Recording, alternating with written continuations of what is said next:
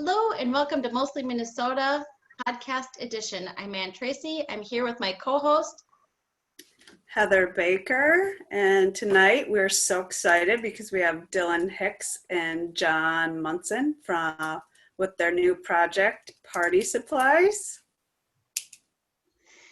Yes, thank you both so much for joining us. Right on. Happy to be here. Yeah. All right, you were just giving me all the details, so you guys have had the album out for a short time now. Yeah, just a few days. Just a few days, and the video as well. The video for Only Smoke. Yeah, Jennifer Davis and Joshua Sunby made a video for one of the tunes that we just think is beautiful. We encourage people to Google it. Yeah. I think I have to create a link to that video on our Munson-Hicks Party Supplies website. But it's quite findable on YouTube and things like that if you look up Only Smoke. Yeah. And it's the only video that I've ever gotten where I was completely outraged by it. On first viewing, I was really upset that I was portrayed as a bikini-clad monster woman, and then I realized that was not me, and that everything was okay. And then I started to like the video more, and I had a lot less resentment towards Dylan for allowing it to happen. There was some kind of mention by Jen. She said, ask John if he would mind being portrayed as a woman. And I think I signed off on that and said yes, but I didn't realize that I was going to be portrayed as Medusa, kind of a hippie Medusa figure. Jennifer creates sort of fantastical worlds, so it's hard to say what things are. I love it. The video is great. I'll make sure to include a link to it where we post this, so that people can find it easily. I just think the idea is that's Medusa. Well, or something. There's snakes, maybe. Oh yeah, now that you say that, I was thinking it was more fur, which But possibly, and nobody turned to stone in the making of the video, so we'll rest. So how did you work with her? How did you work with that team to get the video together? Did you kind of say this is what we'd want, or give them free reign? Absolute autonomy. I really like Jennifer's work, and I just asked her if she'd be willing to do something with a video, and then she brought in Joshua, and I just sort of invited them to pursue whatever felt right. So. Which I think sometimes is, that kind of ends up producing. I think she was more invested in that. I think it became a more. I just think what they did was surprising and sort of transporting. I love it. I agree. Dylan, when he sent it to me, he said, "Oh my God, they've gone completely over the top in terms of the amount of time that they put into creating it. It obviously reflects a lot of care and love, and you just have to appreciate that as an artist when you're working with a collaborator, and when they bring that much to the party. It's very exciting. It's a great video, and it's that detail that must have just taken hours and hours, and I can't remember what the transition is, but all of a sudden some little creature's combing a cat. Or something. It's a cat-like creature of some sort. Yeah. Yeah. How did you decide to go with animation to begin with? Well, I mean, Jennifer brought in Joshua, and I guess, I think that maybe I said, well, I don't know if there's some kind of simple animation. Obviously, if you're making a video, I guess one thing I did say is that I didn't want to appear in the video, and that made sense also because it was produced during the pandemic. I don't know. I think I really like this. It's kind of fun to see a visual representation rather than trying to be filmed. I guess. That would be I hate awesome. being filmed. What's that? Personally, I hate being filmed. I think the video representation that you're seeing of me here tonight is an indication of my lack of fondness for being filmed. We should say that you're not driving while you're doing I am this, not because driving. Oh, yeah. no, want to make sure that people understand that there's no danger involved. Yeah, you should do it. This is like Can an old. you tell us how? Can you tell us how you guys came up with the name Party Supply? I'm assuming a little bit of your humor, but how that arrived. Dylan just came up with it, and I said, "That's brilliant." That's basically, ask us any question about the making of the record, and that's the answer that you could get. That would be the boring kind of yes answer, is like, Dylan said this, and I was like, yeah. It's a tough role. I can't remember. Every band needs a yes man, and I am that man. We were looking for. Yeah, I don't remember. It was, well, one thing I don't remember exactly, but I think it had a little bit to do with the idea that I thought that Carolyn Swizz, who painted the cover, I thought that well, okay, so she's done a lot of work with sort of beleaguered retail spaces. And That makes us, that's great. Go on, man, sorry. We're definitely in the moment of beleaguered retail. Yeah. And so I thought if we invent a business, she could paint the storefront, and that could be a cool album cover, which I think it is. Yeah, she really she also flew really high in her design. Mm-hmm. I think you bring that out in people, Dylan. I think people like you. They're happy to do for you. He's a very likable sort, isn't he? Yes, absolutely. But I think the beauty is, Dylan, as you said, is giving them the control. Not everyone gets the complete control. No, but I would like to take issue a little bit with that.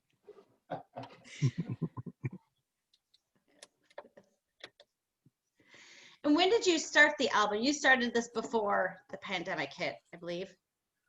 Yeah, we did. Do you want a little more backstory? Yeah. Please. Well, let's see. So, so John produced the last Dylan Hicks record. I don't know why I put that in air quotes. It is a record. It is. And while we were working on that, I was in the control room listening to him sing some harmony vocals, and they sounded great. And you're listening back, and so his backing vocals were more prominent than my lead vocals. And I kind of thought, ooh, it'd be fun to have John to sing these songs. And so I said, we should do a kind of Munson-Hicks record, and John kind of picked up on that because there's a record of Harry Nilsson where he does Randy Newman's songs. So we had that kind of in the back of our minds, and then we started working on a musical together, a musical theater piece.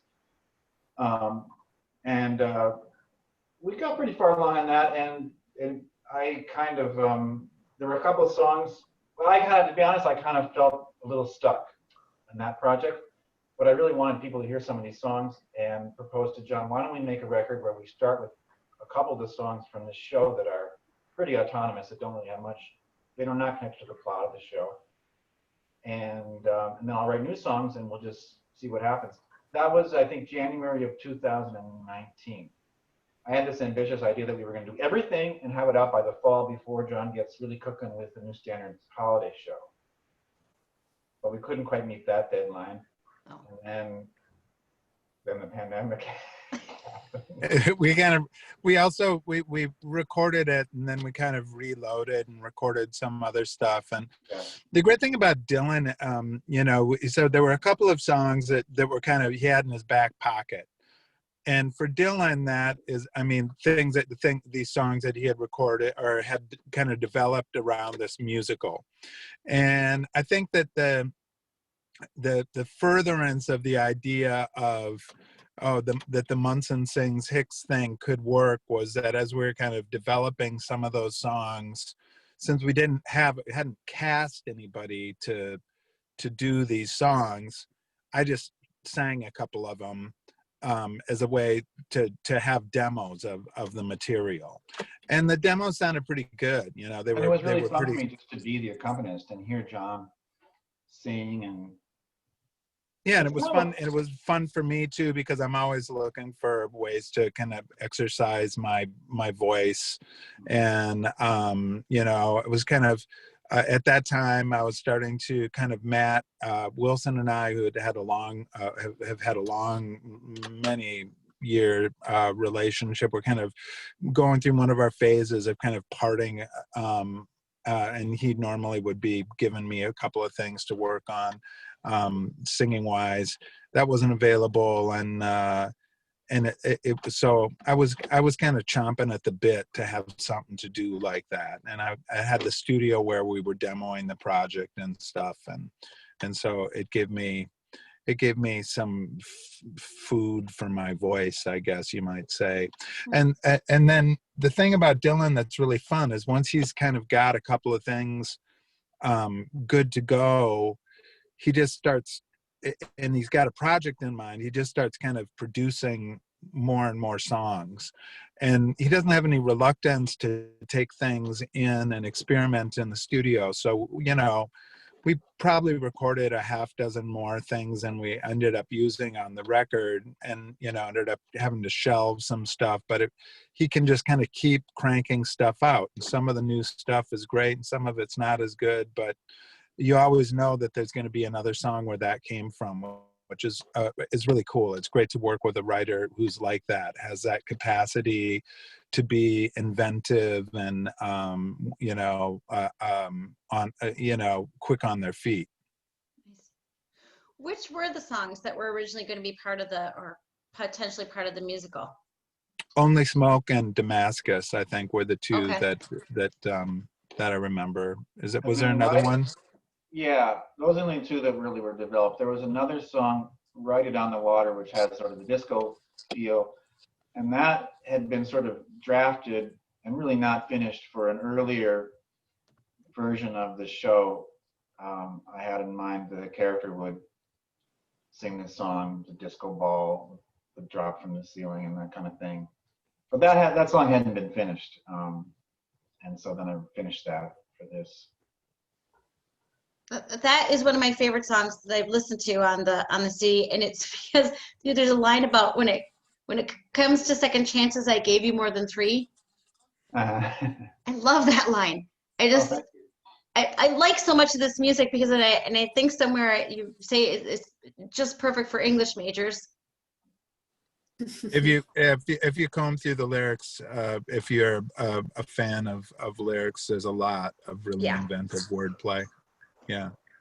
That line, and I love that, and it's a lot of words in a song too, and I'm a fan of that. I mean it's all, but you know what I mean. It really. Some of the songs were challenging in that way. We were talking about this earlier. One of the exciting parts of this project for me was that, I've become pretty confident as a singer, but for many years I was really self-conscious about it. I had some pitch problems and I just didn't feel like I was a singer. But now I feel better about that. But it was also really exciting for me to hear John sing these songs because he doesn't, like if we're in a small room, he doesn't really need a microphone. He has a lot of power, a lot of resonance, and he can really sustain. He can hold out a note in tune, for several bars. Sings loud is what he's trying to say. Well, yeah, but it's like he's got a lot of voice. And so there's some technique and some resources that he has that I don't really have. So it was fun to, like for instance, in one of the tunes, Pennies on My Eyes, in the final chorus, the out chorus, he improvises quite a bit in a kind of R&B inflected way that I think is just great. And it's the kind of stuff that probably I wouldn't quite reach for. So that was really, that was one of the parts of the project that was really fun for me. One thing I learned is that I guess one of my resources as a singer is that I can cram a lot of syllables into a line or into a bar of music. For whatever reason, that doesn't trouble me.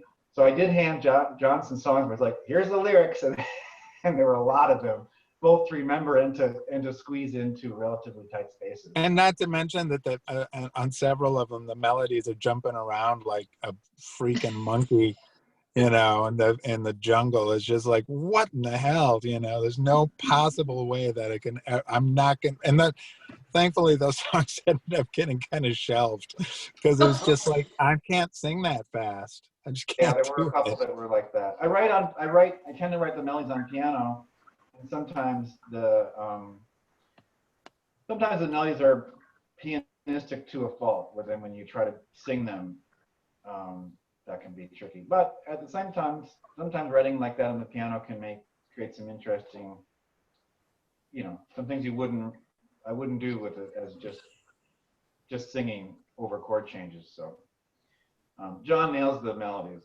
So, you know, even the ones that are a little strange, he nails them. I just wanted to say that I'm going to be doing all my Zoom meetings from my car from now on. It's kind of moody. My son has discovered Taxi. It's just like the high contrast version of myself is so much more satisfying. I feel like I'm on the cover of A Hard Day's Night, possibly something like that. They wore the Twins caps, I think, on that for one of the. Lennon, he was a big fan of the Twins at that time. Yeah. The Senators, they were the Senators at that time. It gives your neighbor something to think about too. That's right. What is he doing out there? Drinking a beer. And what's he drinking? Yeah. Yeah, he's drinking in his car. Weird. That's well, you mentioned this like Pennies on My Eyes.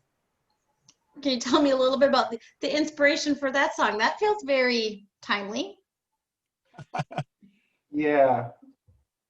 It's supposed to be sung by a kind of composite figure. Every line, more or less, is a different speaker. And they're all people who've been mistreated or hoodwinked or abused by a rich, powerful, mendacious, dastardly man, very much like our current president. John's not. That's not a political decision that John is like. That wasn't time there. I'm out. This interview is going to get really interesting if that was a. Yeah. No, that one is very fun to sing, I have to say. It's also a challenging melody, but whatever. I feel like Dylan's coming out with some good training for you, or you know. Well, there's stuff that is tricky. It was tricky to sing. Some stuff that was tricky to sing for sure. I like a challenge like that though. That's all good. All good.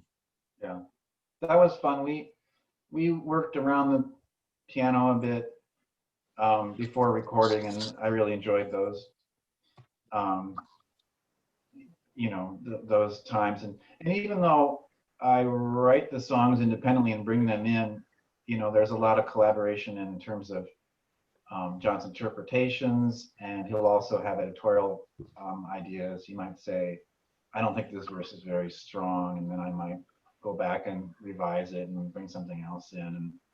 And so that was, and tried to write things that, for this project, tried to write things that, I don't really like to write autobiographically too much anyway, but I particularly didn't want to do that here, I guess, so that because I was writing for somebody else. Right. I hear a bit of you in Only Smoke, on the other hand. Well, yeah. I guess yeah. I don't like to write. Everything ends up being autobiographical, but I don't want it to be literally autobiographical. Right. So is it Can you fair to tell ask us what you think sounds autobiographical in Only Smoke? In Only Smoke? Oh, I view the comments, especially about the kind of in the middle verse, the experiences of the recital and things like that feel very vivid to me, in a way that I couldn't quite imagine them being if they didn't somehow rise out of personal experience. But you know, I have to say I share some of those experiences just growing up as a musician. The idea of the knees shaking on a wooden chair for me was like super vivid, because I entertained ambitions of being a classical musician until I was a senior in high school and wanted to go to university as a trombonist and be a performance major. But I couldn't overcome my nerves at my audition. And literally they had to go and get me a chair so that I could sit down, because I couldn't stand. I lost control of my legs. I was shaking so badly. And so that was really, I could really relate to that. I could really relate to that verse. And I believed what Dylan had written, and it felt personal to him, and I could relate it back to myself. Yes, it was traumatizing. Yes, Yeah. I'm deeply damaged. There is a moment in the video that I think they capture so well too. Yeah, that's right. Mm-hmm. Just that scene is great. Well, it's amazing how even though you didn't write the song, how it is obviously also personal to you. I suppose when you work together like that, and when you're singing the song, you do bring a bunch of yourself into each song. No question.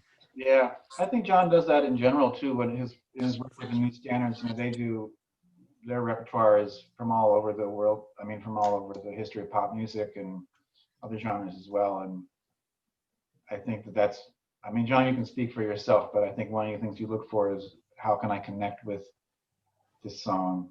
And that's how I don't want to sing a song that I don't feel any connection to, generally speaking. I mean, certainly in that group, piles of suggestions, so many suggestions people have for us in terms of songs that they think that we ought to do, and like so many lyrics that suck, or it just that are obviously the songs chosen by people who don't care about lyrics, which definitely was me for a long time. I went through high school not really completely understanding what Whole Lotta Love was about, for example, and was kind of outraged when a friend of mine explained it to me, because I was like, I don't think so. I just think, I think it might, okay, I guess you're right. It probably is about his dick.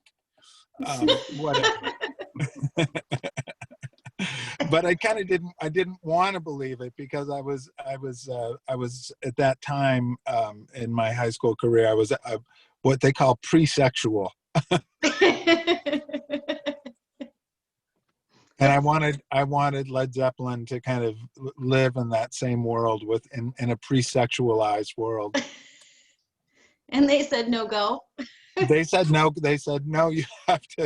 You have to come on this journey with us, where there's going to be unicorns and hobbits making love to one another.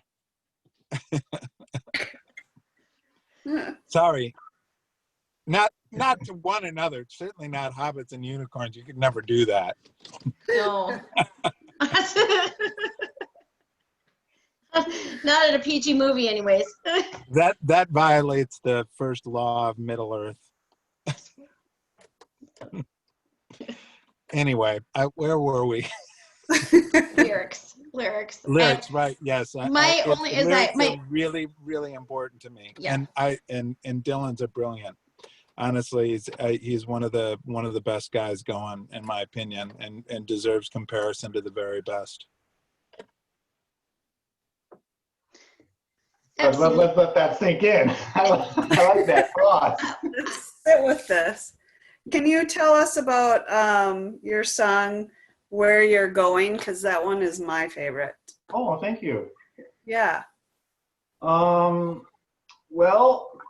I do remember this part. So John mentioned that so I had a few tunes that were already in the hopper in the start of the year that were repurposed from the musical, but then everything else was new, and I think we basically did the record in 3 short sessions, and so they were kind of deadlines for me.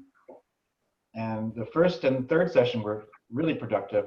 The second one, not as much, partly because I got really quite sick, and then I took a couple of, like a flu, and then I took a couple of freelance projects I didn't anticipate, and they were time consuming. And I just didn't really have a lot of material, and then we had to go into the studio. So a few of those things, I don't think they were quite ready, and they didn't work. But that song came together, I think, a couple of weeks before the session, and that was really, I thought, really worked out well, and we recorded it. I think that was an early take. Basically, I wanted to do something that had a kind of a country road narrative, but that would have a sort of Brazilian feel, and to try to combine those 2 elements. That was the main. Oftentimes when I'm writing, I'll try to give myself 2 or 3 different challenges. Like I'll say, let's try to write a song in which there's a part of it that's not in 4/4 time, and it has something to do with your parents, and you use this chord change that you love from this Womack and Womack song, at least for part of the song. That for me is really that's a great way to start. Where I have these 3 different challenges, and even if I don't have an idea yet, I can at least start to apply those 3 different things, and then sometimes something will progress from there. And I think that was the 2 things I thought and I'd heard somebody say that. Well, if you get where you're going, it don't matter how you. I heard somebody say that years ago. I want to point out that the kind of scaffolding that Dylan is talking about there, it's a common writerly strategy. I think authors of any kind of creative person uses cues of that sort. But I want to point out that they're just very kind of disparate things to try to weave together, and I think that is essentially that is Dylan's genius right there in a nutshell.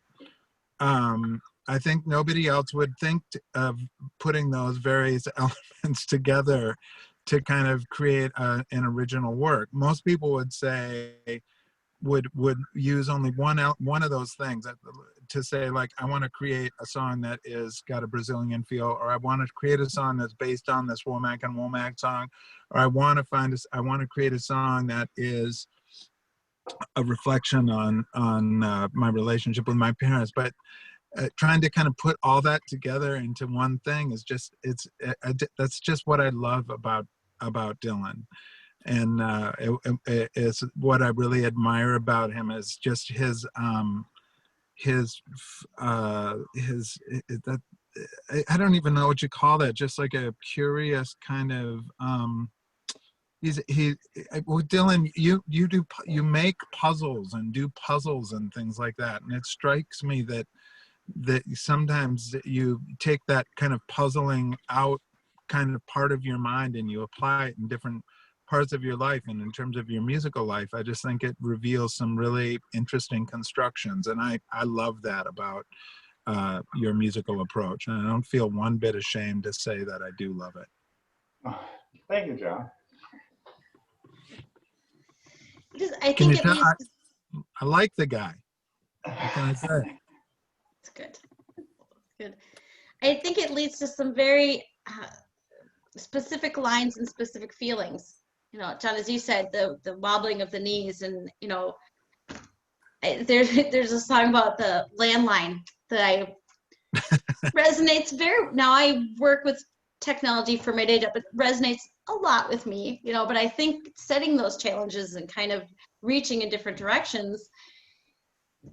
I don't know if that helped or hindered, but it really kind of leads to that evocative where you feel like, oh, that's me.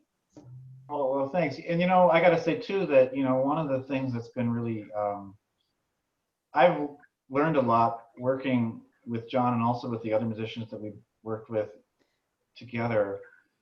One of the, that song Landline is a good example. One of the things that I feel like John has really helped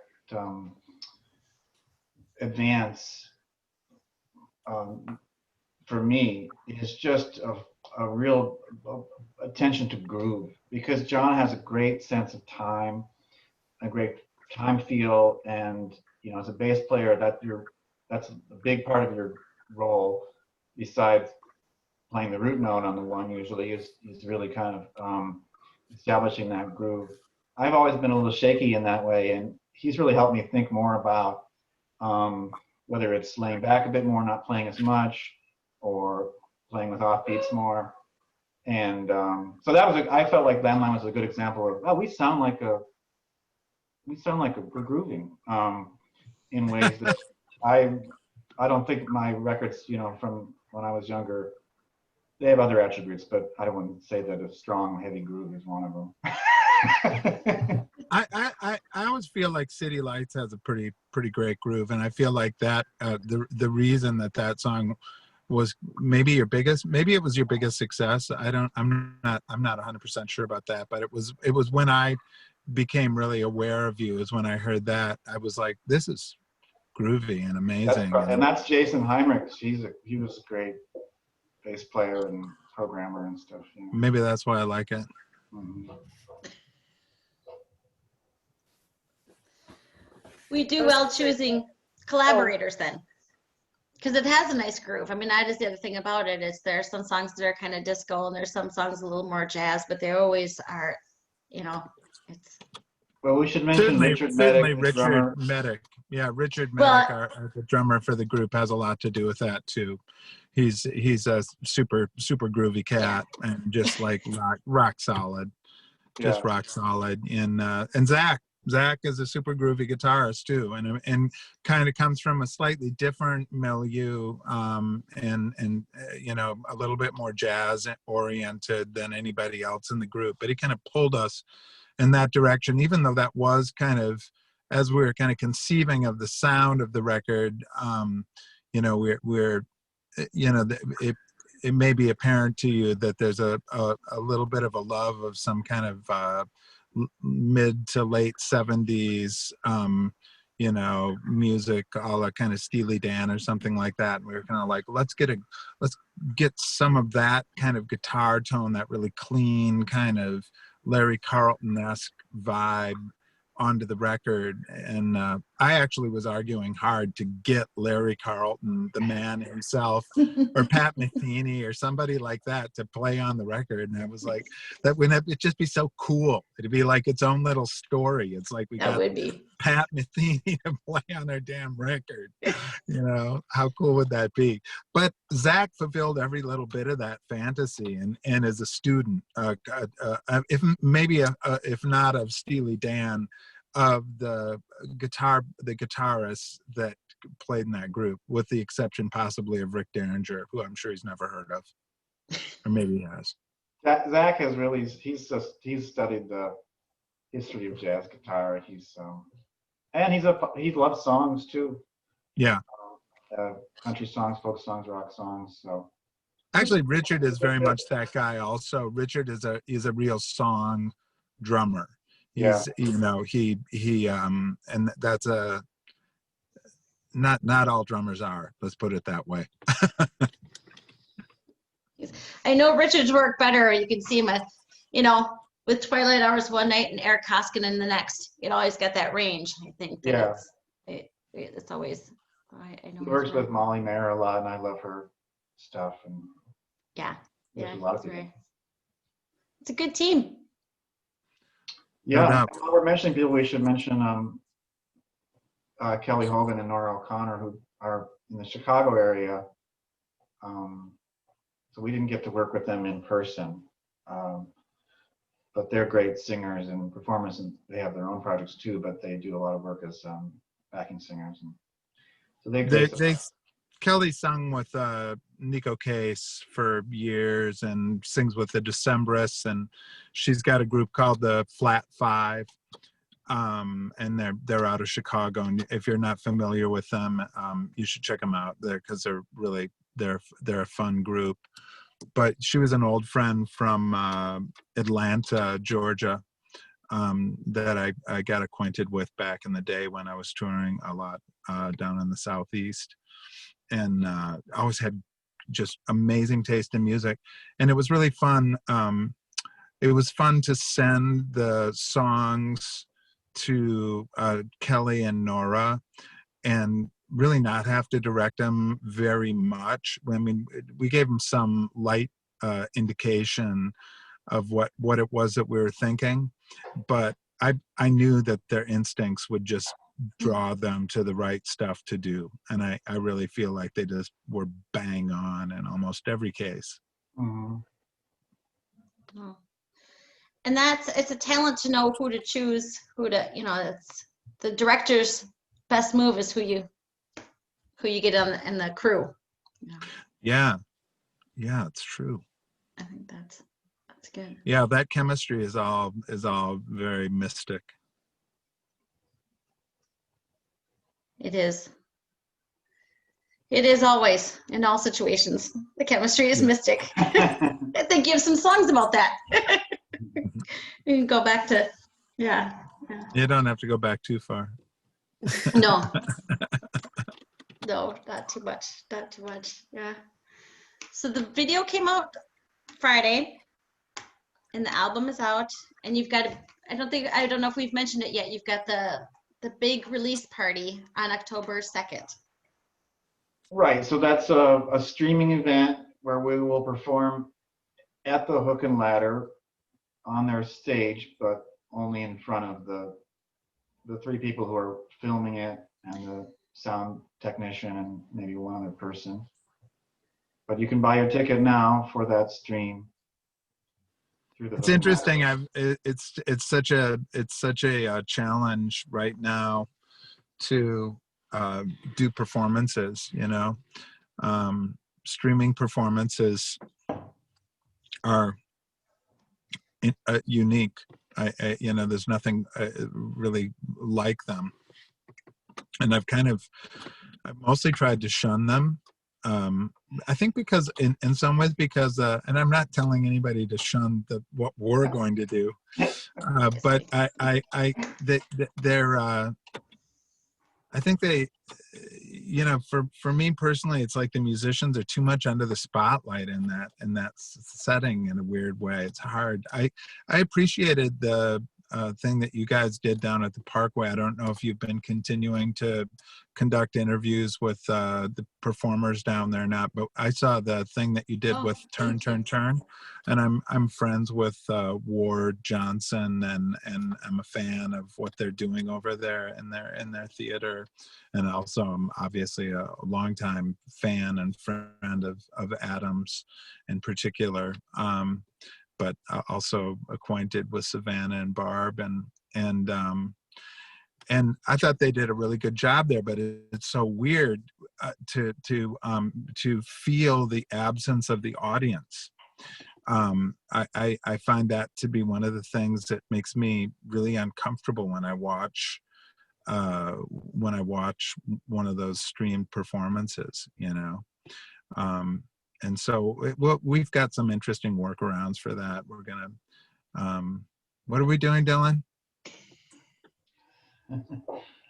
Well, It's really going to be great. I don't know. I was gonna say I've seen Dylan on your Instagram doing some dance moves. I definitely think you need to pull that out for sure. It'll Well, encourage again, we should have a viewers. dance contest, and if we had one person come in at a time, maybe it would not be, it wouldn't be as conducive to spread. Just like one person coming in at a time. I'll play all night long for that if it's the right people. It would be the first. I don't even have to have beer for me to drink alone. It would not be the first time. It will hopefully not be the last. That I would just dance up a storm. I got white go-go boots, so make it happen. I think we just came up with our idea. I think we go. just solved it. That's all four of us together. That's what I love about bands. Just got to keep working that idea out and out. Dylan is a fantastic dancer. He is. But you know what? If I'm up there singing, you're staying in your piano chair. Which is fine because the thing is it's funny about the dancing. I'm going to be sincere here. I have been sincere throughout the interview, but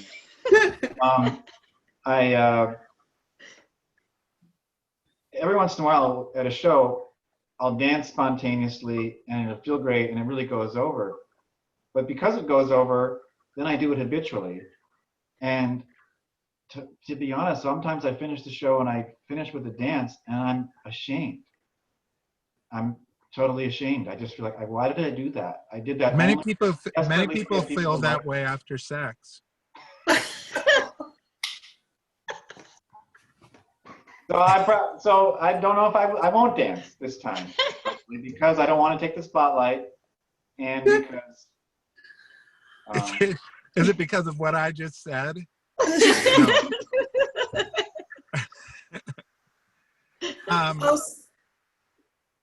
You know what? I hope you do dance, and I might. If Richard just keeps playing, I might set down my bass and I might dance with you. That would be fun. We're doing it together. That might be different. Yeah. I always enjoy it when you dance, every time. Yeah, I have to agree. It adds another layer and it lets people see more of your personality and your playfulness. So I encourage. Well, that's it. Yeah. I mean, I think that's what, as a listener, I want to move too. I like to be challenged intellectually by music, but I want to be moved by music physically too. That's sort of I have those dual demands, I would say. Dylan and I were talking about our various tastes in music. Well, I'm back. My phone just keeps reminding me it's running out of batteries. That's okay. I think I'm going to make it to the end here. Tension.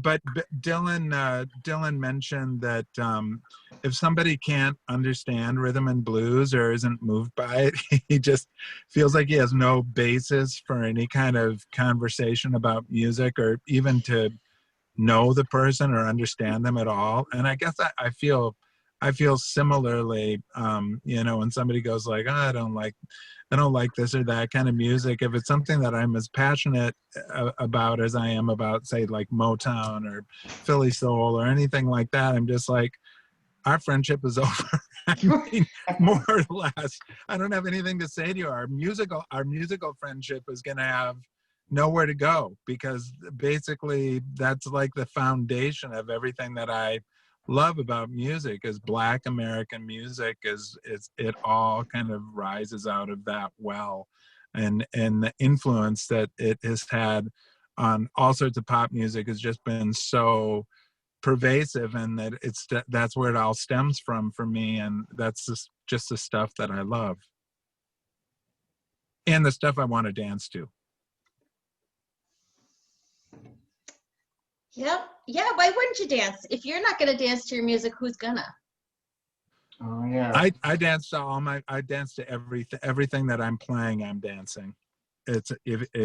I'm constantly dancing. We always dance a little bit. I always was dancing a lot, quite in the control room. That was always a good sign. No doubt. That's that. If Dylan's dancing, that's the take. That's the take. Yeah. Sometimes I would try to manipulate the others. You know, if I really was Don't tell me about that. I don't want to know about that now. La, la, la, la, la, la, la. I liked him right up until he said the word. Right like, until- I don't know. I don't think this is the one. And I kind of get up, you know, and like, I don't know. Like, and then start like, well, there is something about this one. I can't put my finger on it. I mean, the thing about it is, thank God that there weren't ladies around, or he would have been shaking his ass the whole time. And I'm a little bit embarrassed, Dylan, by what you just did, but okay.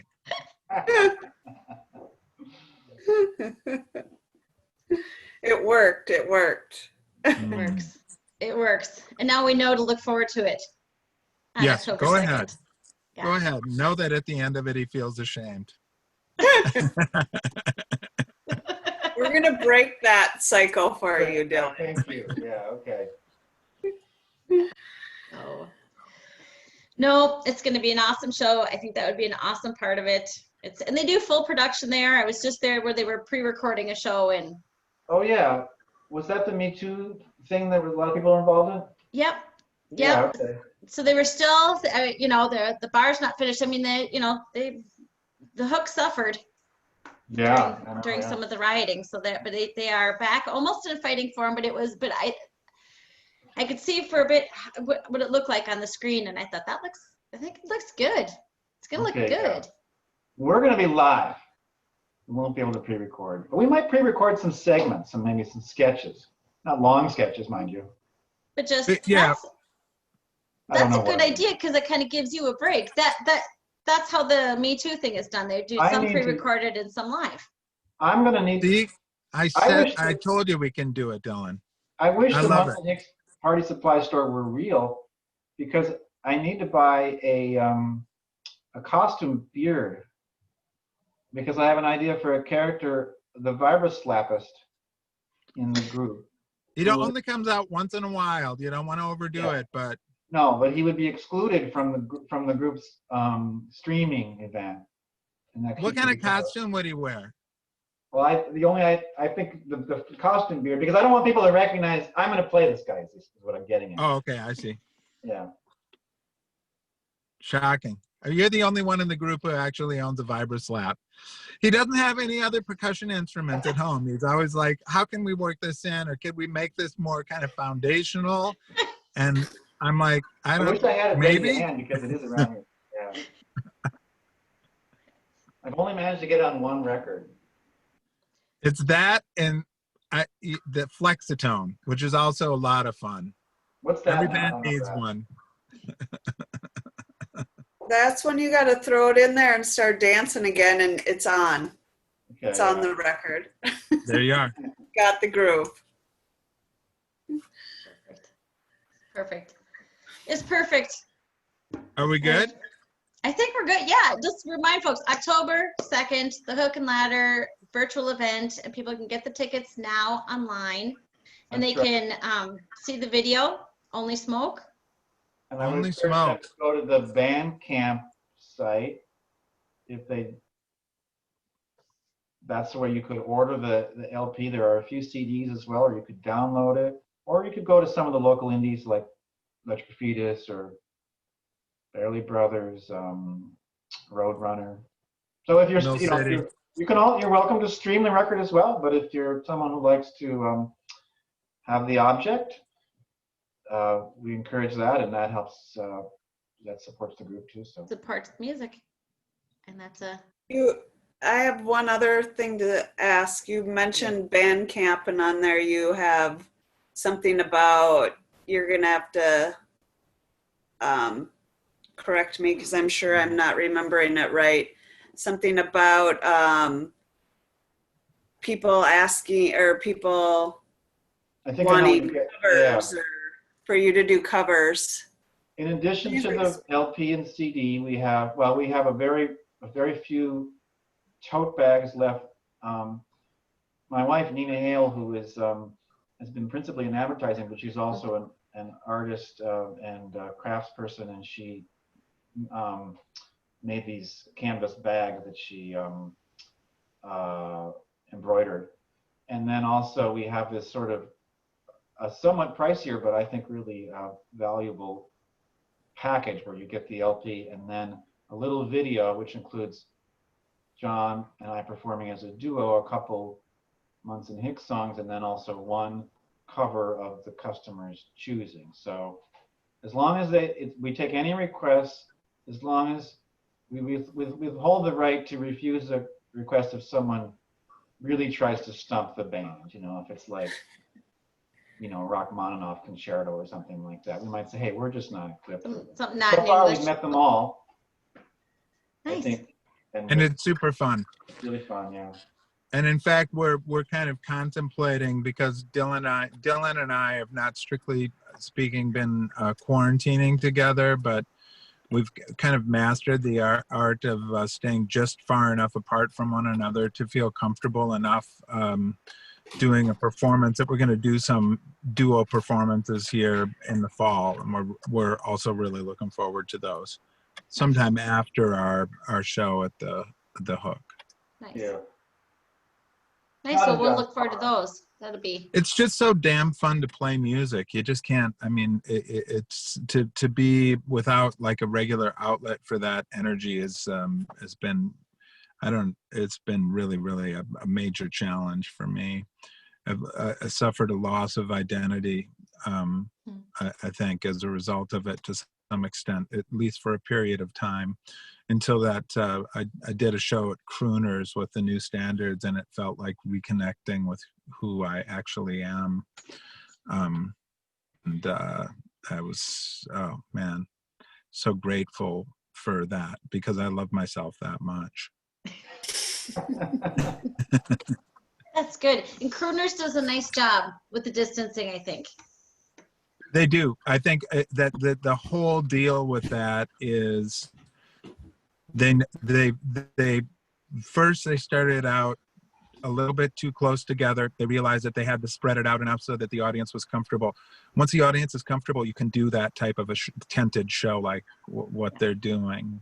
It's all about the audience's ability to feel like, okay, I'm feeling okay in this environment. But you kind of have to get there. The first gig was, for me, I was challenged by it just because I hadn't encountered such a large group of people for such a long time, and I was having almost a reaction of an agoraphobic or something like that.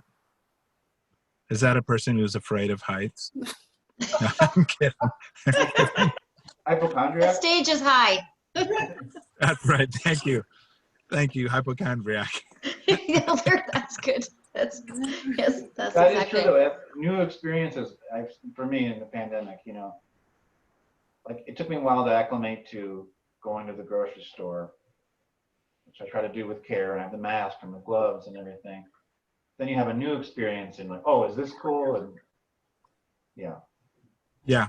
Do I dare touch the thing that puts the nozzle that puts gas into my car so I can go someplace? it's a new thing. It's one more thing to feel guilty about every damn day. You know? Right. I did it wrong. Something. Yep. But I think that there are a lot of venues that are doing it right.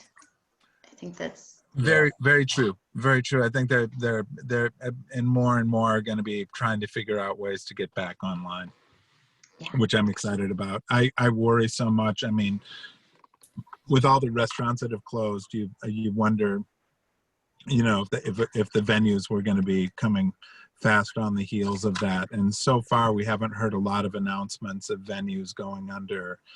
I think, and to some extent, because the margins aren't quite as tight. You know, maybe they had a little bit more tucked away than the restaurants. But anyway, we're all dying to get back to being with one another. That's for sure. Well, and now would be a good time to bring up the Save Our Stages. I mean, there's legislation in place. Yeah. Amy Thank you, Klobuchar, Amy. is heading a lot of that up, and I think that would make a huge difference. I think it's some of the rent relief that makes a huge difference. But it's going to be we also have to find big ways and little ways to support the artists and the venues. Yeah, buying a record doesn't hurt, that's for sure, and a ticket is nice also. Yeah. All right, with that reminder, Okay, October thanks so 2nd, much. band Yeah. camp, and yes. Thank you Thanks so for much having for us on your the time, show. both of you. Yeah, thanks for doing the show. Right on. Yeah, it's been good. It's Yeah, been thanks, good. guys. Yeah.